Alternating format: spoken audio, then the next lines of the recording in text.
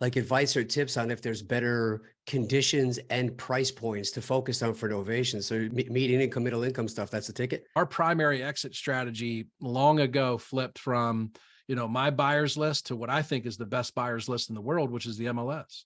Yeah. Well, and like, before,